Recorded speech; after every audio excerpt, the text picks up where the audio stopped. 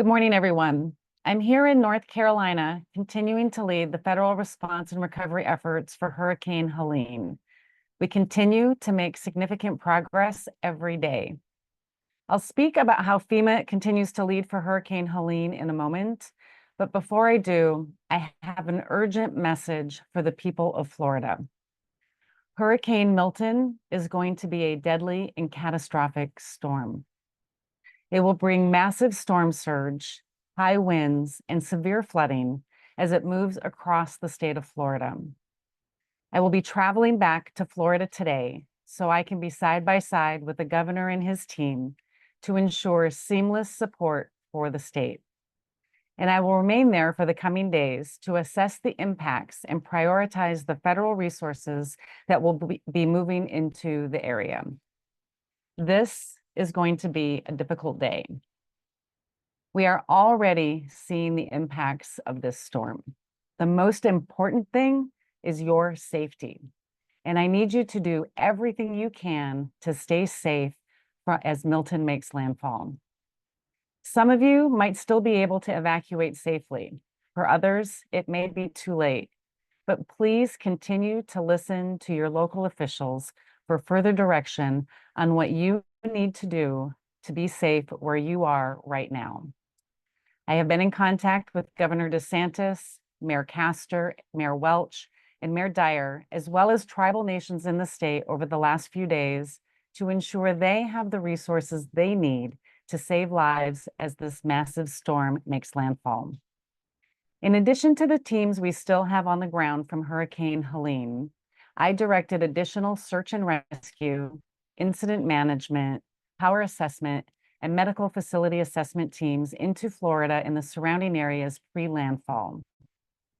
We've also moved millions of meals and liters of water into the area for Floridians. And FEMA and the state have been in close coordination on where we pre-position our resources to best support their needs. And let me be clear, these resource movements are not taking away from the ongoing complicated response and recovery we are still working in the aftermath of Helene. I want the people to hear it from me directly. FEMA is ready. Our agency is postured to respond to this storm and help the state of Florida. And I have been providing regular updates to President Biden and Vice President Harris as Milton gets closer. They have directed me to do everything possible to be there for Floridians in the coming days. Now, a little bit more about Hurricane Helene. I have been on the ground here in North Carolina for over a week now, and I have had a great partnership with Governor Cooper and his team. I have been incredibly impressed by their tireless work to support North Carolinians impacted by Hurricane Helene. We continue to support the governor's priorities, including search and rescue operations, clearing roads to reach isolated and limited access communities, and delivering commodities directly into the hands of survivors. We also have hundreds of FEMA personnel and thousands of federal responders on the ground going door to door to get assistance to survivors who need it. Our call centers, they have been answering thousands of calls every day, working to reach every corner of impacted communities. And so far, we have been able to distribute over $60 million from our individual assistance program directly to people here in North Carolina. This is incredible, meaningful progress. And we at FEMA stand ready to both continue this critical work while we respond to Hurricane Milton in the coming days. Yes, this is going to be hard. 2 massive storms have come our way in only a matter of weeks. But this is what we do. FEMA is ready. We are here to help people. We are here to save lives. And that is exactly what we are postured to do for these incidents. Again, I will be traveling to Florida later today to join my team in the state on the ground. I'll be there to ensure every Floridian gets the help they need when this storm passes and to provide timely updates to the president and the vice president. My leadership team, they are the best of the best and some of the most experienced emergency managers in the nation. We remain postured across the region, managing the ongoing Helene recovery work for all affected states and tribal nations. Now, before I take questions, I just want to take one more moment to speak directly to those in the path of Hurricane Milton. You need to prepare for catastrophic impacts. This is going to be a serious storm, one that could forever change communities that are still recovering from Helene. Please continue to listen to your local officials and seek safety immediately. We do not need to lose any lives as a result of this storm. And with that, I'll take your questions.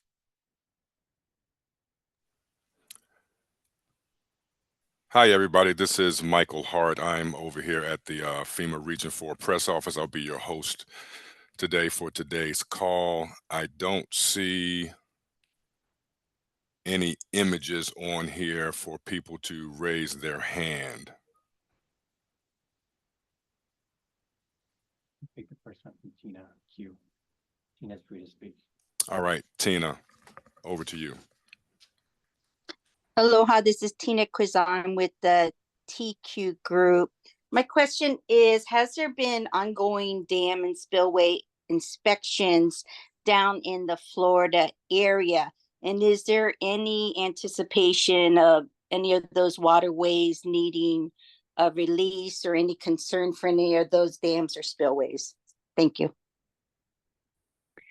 Tina, we are closely connected with the state of Florida and their team in providing assistance for any of the inspections that they need.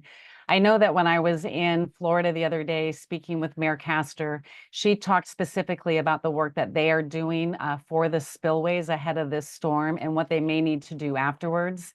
And so what I can say is that we have the resources available as the state or the county and the city needs them, to ensure that we are giving them what they need to prevent any damages that we can have resources to help them with.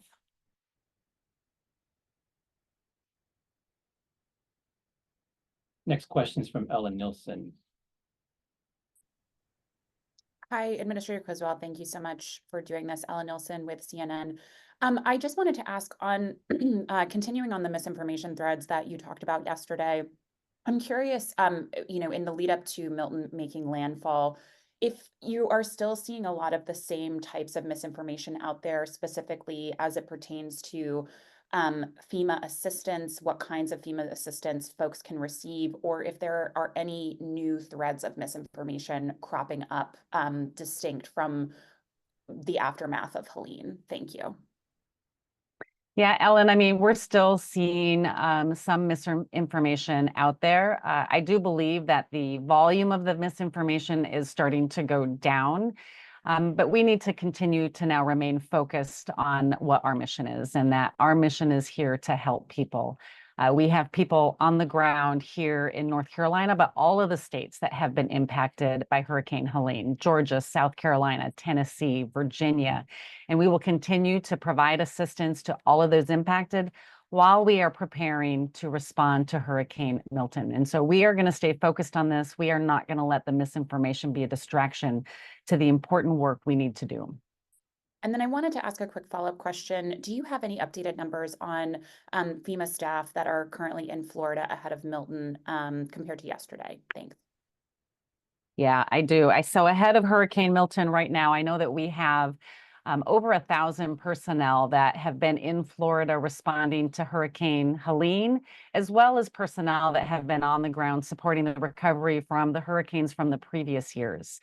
We've moved in over 1,200 search and rescue personnel to be able to support those immediate life safety needs, as well as additional personnel from across the federal government.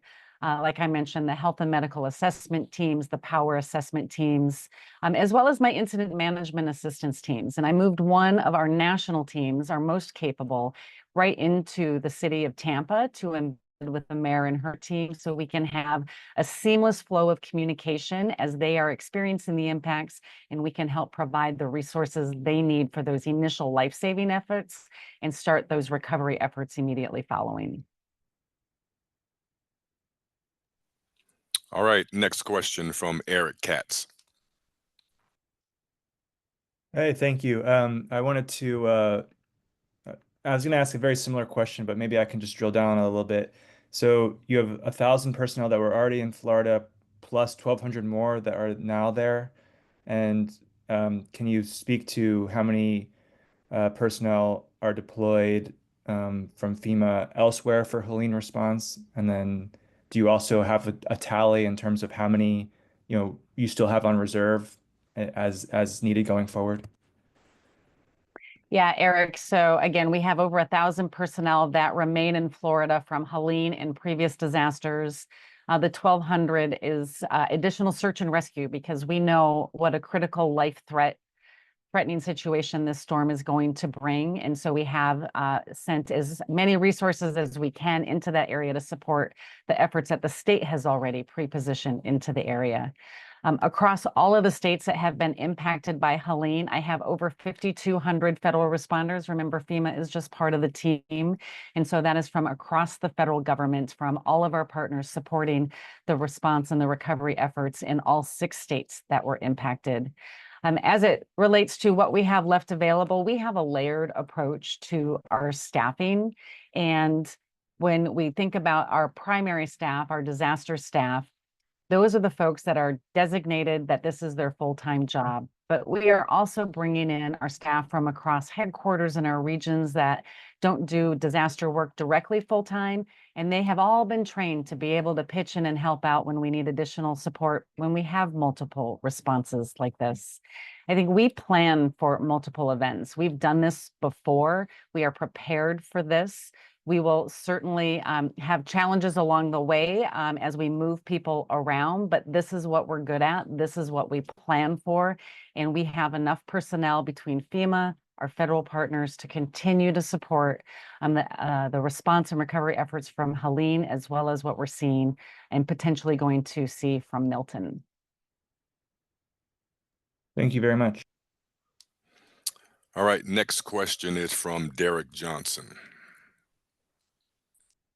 Hi there. I was curious, going back to the misinformation topic, I am curious what FEMA may be doing in its communication strategy to reach non-English speaking residents, particularly folks like Spanish speaking populations that have been the target of mis and disinformation campaigns in the past. Are you doing anything different, or is it just doing the same thing that you're doing but in Spanish, or is there anything else you're doing to target and reach out to those communities regarding some of the mis and disinformation?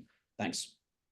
Yeah, that's a great question, Derek. We're always providing all of our outreach and our engagement into communities in multiple languages. We take the time to understand the demographics of a community and what the different languages spoken are. And we have staff that can support that and do information and outreach directly with people in the field. In fact, yesterday, when I was in North Carolina, we had one of our Spanish speaking personnel that was there specifically to make sure he was doing the outreach and the engagement face-to-face in the communities to help them understand what resources and programs are available to them to help counter some of the misinformation that's out there. And so we will continue that effort. It's something that we do in every disaster. And just because of the level of outreach and misinformation we're going to have to counter, we have additional staff and we're plussing up those efforts. Next question is from Tom Frank. Hi, thanks very much. How much is in the disaster relief fund today? So the report that I got yesterday, which is public, is I think it was just over $11 billion was in there as of yesterday morning.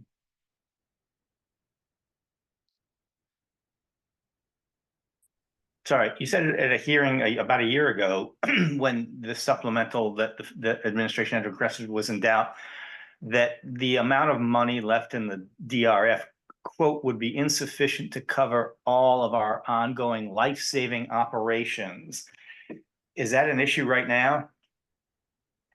So we monitor our disaster relief fund very carefully, Tom, and we use different methods to make sure that we can always meet life-saving needs. The biggest tool we have is what we call immediate needs funding, and we keep a reserve within our disaster relief fund to make sure that I can always cover these life-saving activities like we're seeing right now. And that's exactly what we did. We went into immediate needs funding on August 7th of this year to ensure I had enough money, which is what we needed to respond to Hurricane Helene. With the CR, I've been given the full authority to spend against the president's fiscal year 25 budget. And so I have the funding and sufficient resources to support the ongoing responses to Hurricane Helene as well as Hurricane Milton. But I'm going to have to evaluate how quickly we're burning the remaining dollars within the disaster relief fund to see if I'm going to have to go back in and ask for additional funding sooner than what Congress is planning on right now. So, you know, we had thought that we would go into immediate needs funding in December or January. I need to assess that every day to see if I'm going to be able to wait that long. Next question is from Rebecca Santana. Hi, thank you so much for having this. There is a lot of confusion out there about what FEMA's role is when a disaster strikes. And I think there seems to be at least some popular conception that FEMA kind of comes in and takes over the response and the recovery. Can you kind of clarify a little bit what is the agency's role vis-a-vis state and local officials? And then secondly, I had a question just separately on the Small Business Administration program. Does that money, the money that the disaster loans to people for homeowners and businesses, does that come out of the DRF as well, or is that a separate pot of money? Rebecca, so on the first question, really good question. All disasters start and end at the local level. The first responders, the local emergency managers, this is what they plan and they prepare for. And when the needs exceed their capability, then they bring in additional state resources. And when we know it's going to be significant, that's when FEMA can come in and support their efforts. And so we do not come in and take over any response. I have been a local emergency manager. I know the steps that they are taking right now to prepare for this storm, as well as what they're doing to recover from Hurricane Helene. Our role is to augment the incredible work that our local emergency managers, our first responders, and our state partners are doing each and every day to support the people in their communities and make sure that they have the resources that they need to meet their priorities and their focus and their efforts. We will continue to bring those resources in to support them as they manage these events. Oh, and then your second question, Rebecca, on SBA, that is there, they have a separate appropriation that does not come out of the disaster relief fund. Next question is from Delaney.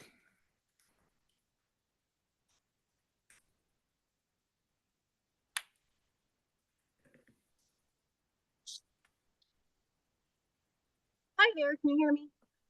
I can, Delaney. Perfect. Has FEMA been able to reach everyone yet in Western North Carolina? Last we heard Delaney? Yep. Delaney, it's a little garbled. I think we're going to try something on our end here real fast. Okay. Try again. Is this any better? Yes. Okay, perfect. Has FEMA been able to reach everyone in Western North Carolina? Last we heard on Monday, the mayor of Lake Lure said that FEMA has yet to arrive. So Delaney, I think one of the things, again, to emphasize is that we are here to support the incredible efforts that the locals in the state are doing. National Guard from North Carolina has been out in these communities. And just because somebody doesn't see a person wearing a FEMA shirt doesn't mean that we are not supporting those communities. Much of the water and the food that has been delivered through the National Guard resources and other agencies really come from FEMA stockpiles, in addition to the amazing outpouring of support from all of the donations and the voluntary agencies out there. Our 1-800 number and our disasterassistance.gov was up right away. In fact, we already have over $60 million in the hands of people across Western North Carolina to help them with the financial assistance they need as they start their recovery. And we continue to bring in more resources to embed with the local emergency managers and the state emergency operations center so we can continue to move these resources into exactly where the state and the locals say they need them.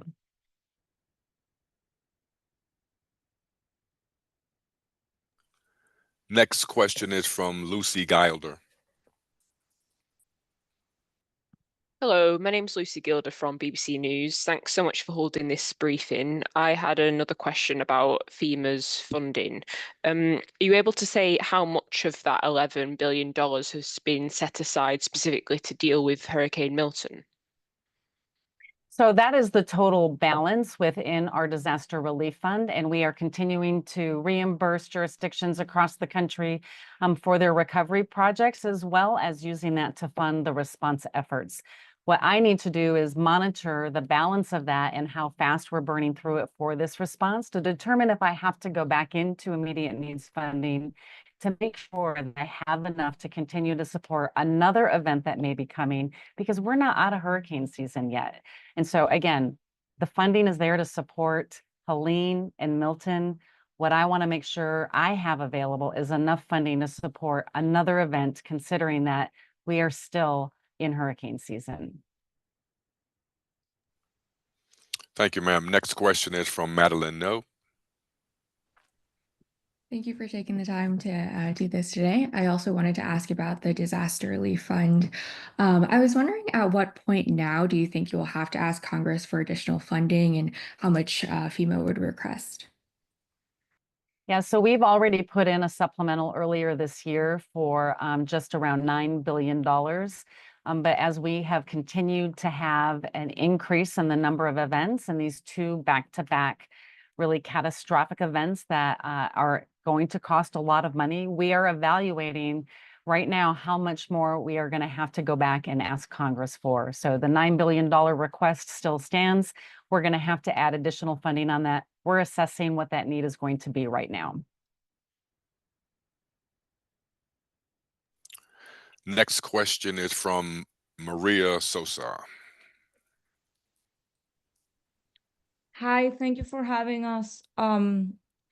You talk about misinformation, and there has been, it's true, and it also has been used politically, but it's also true that a week ago, Secretary Mayorkas warned that FEMA didn't have funding to last through hurricane season. My viewers as immigrants are particularly vigilant of what Secretary Mayorkas says.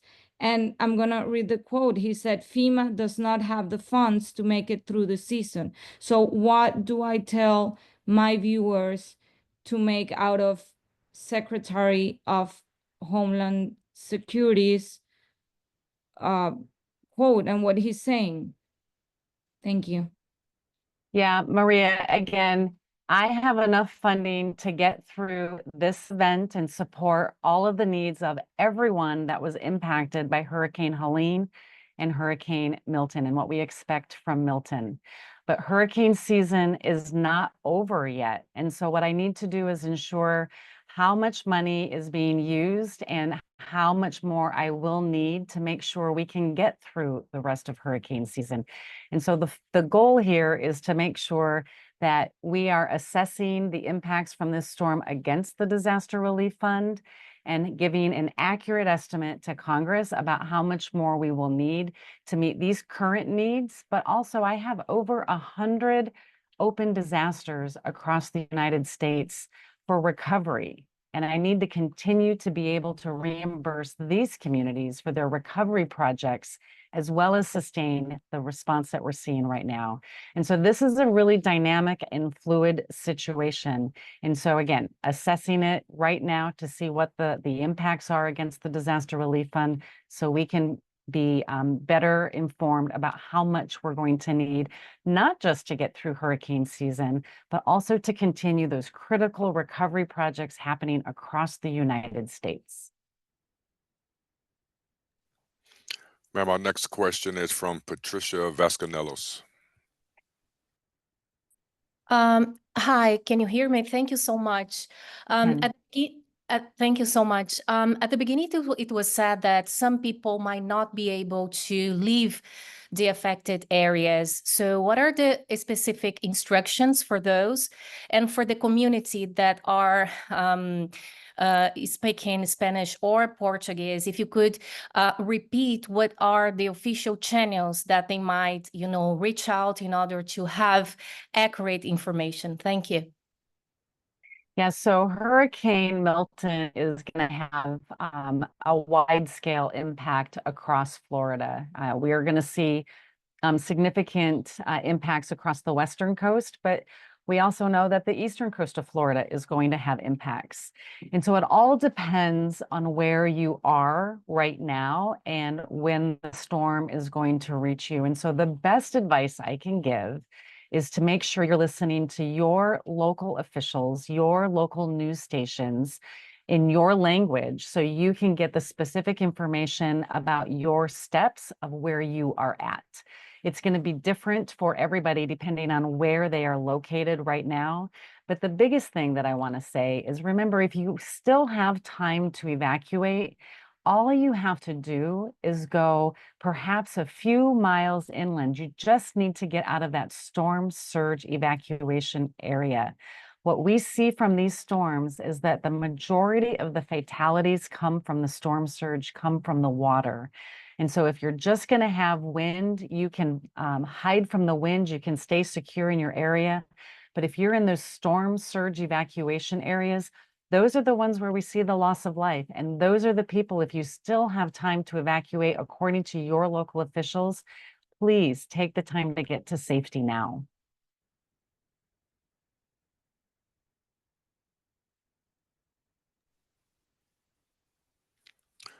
Ma'am, doesn't look like we have any other hands up. We'll give them a pause here if we have any other questions. Rebecca, you're free to Rebecca, talk. hand back up. Oh, yeah. Hi, this is Rebecca again from the AP. One question, you had mentioned that there's 100 open disasters or over 100 open disasters, previous incidents, previous storms that you guys are still working recovery on. Can you put that into perspective? I mean, is that a unusually high number or about average? Can you give some sort of idea where that fits? Yeah, Rebecca, no, this is a high number. This is the most open disasters that I have seen with FEMA, and it's because we're seeing an increase in the number of events. We had an incredibly busy tornado season earlier this year. We had severe weather that had catastrophic and historic levels of flooding across many states this spring as well. We've had wildfires across much of the West, right? All of this increase in the number of severe weather events we're seeing, as well as the complexity of many of these events because of the amount of damage that they're doing, is increasing the number of open disasters because the recovery is more complex and it takes longer to help reimburse these communities as they rebuild from the weather events that they have experienced. All right, our next question is from Ari Natter. Hi, good morning. I was curious if you could elaborate on something you said earlier in the call when you said Milton would forever change communities. Can you say how and why? Yeah, Ari, when we just look at the forecast for Hurricane Milton, it is bringing catastrophic winds, it's bringing catastrophic storm surge, increased flooding. And so we know that we are going to have significant impacts as a result of this storm. And so again, we want to make sure that we are partnering with the communities as they respond. The most important thing right now is how do we help make sure people are safe and that we have the resources and people available to support the life-saving measures that are going to be needed over the next few days. But as we, begin to do the assessments and we begin to see what the damages are, we also want to work with the state and the locals to understand how we can rebuild in a way that's going to make them stronger and more resilient to future storms, because we continue to see storm after storm, they're stronger, they're bringing more water, they're bringing more wind, and they continue to have greater impacts on these communities. We have a question next from Angie Gonzalez. Michael, this is actually a question for you. Are you guys going to make, I see it's recording. I just want to make sure or see whether you guys were going to distribute this recording at all. We will do our best. I'm not sure exactly right now, but the call is being recorded. So Okay. if we can distribute it, we certainly will. Great. Thank you.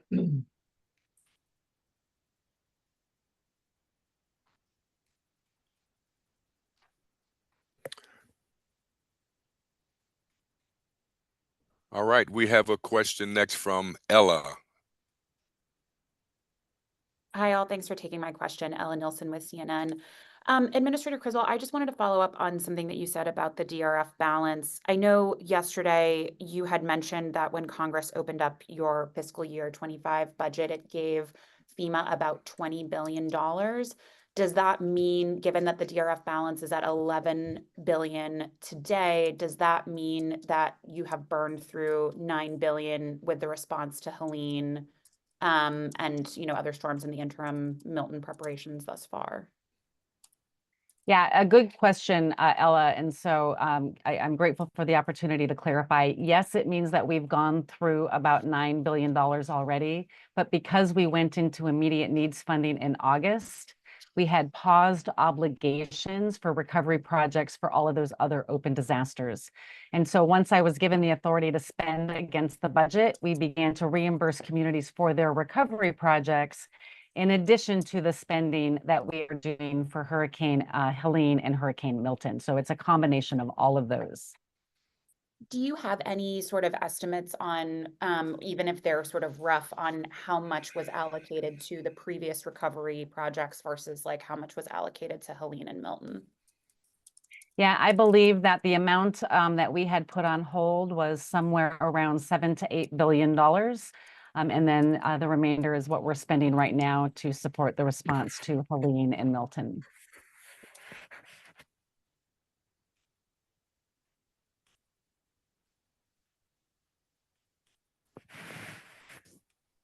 All right. Next question is from Tom Frank. Hi, thanks again for calling on me. You mentioned, Administrator Criswell, that you've got a record number of open disasters while you've been at FEMA. Some of them are not catastrophic at the Helene level, but they're in the tens of millions or even below that.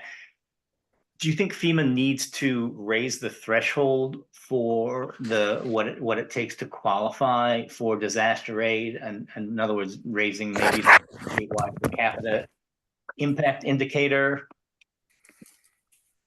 I think, Tom, the important thing here to note is that we come in when a state has exceeded its capability to respond. And you are correct that that does not mean that they've all been catastrophic impacts, but they do have to meet an eligibility criteria that it's exceeded their capability. I think that we can certainly go back and we need to look at how we're administering this. But the important point here is that we're seeing more disasters that are truly exceeding their capability. And so as we continue to see the impacts of climate change cause more severe weather events across the US, we are going to see more communities impacted, and we are going to see them continue to need assistance to recover from the large amount of complex recovery projects that they're having to manage. And at the same time, we're working with them to, as they rebuild in a way that will hopefully make them stronger for future storms, because we know that when we invest in resilience, we don't have to spend as much in recovery. And so what I want to focus on as we recover in these communities, how do we make them stronger so we don't have as many impacts and we reduce that level of complexity as these storms continue to pass over these communities. If I can just quickly follow up, in late December 2020, FEMA issued a notice of proposed rulemaking that would have increased the per capita indicator for states and also would have established a new method using total taxable income and so forth. What happened to that? I haven't seen any action on that. Yeah, so that proposed rulemaking was before I was in this position. Right now, my focus is ensuring that we can help these communities as they continue to see an increase in the number of disasters that they're facing, and we can also help them rebuild in a way that makes them stronger. I know it was before, but the comment period ended while you were administrator. So these rules often get passed from administration to administration. So you were overseeing it when you started. Yeah, Tom, I think my focus when I have, since I came into this position, is to focus on keeping up with the demand of the increased number of severe weather events, but focusing also on resilience and how do we take our funding and our resources to help make these communities stronger. That's been a priority of mine since I've been in this role. Hi, Tom and everyone. We're going to end the interview at this time. That's all the time we have for today. I am going to give Tom and everyone else on the call our email address to the headquarters press office at the agency here. So we really do appreciate everyone's time this morning. And if you have any additional questions, as I mentioned earlier, the FEMA headquarters press office inbox is FEMA-news-desk@fema.dhs.gov. This concludes today's press call. Everyone is free to drop. Thank you so much.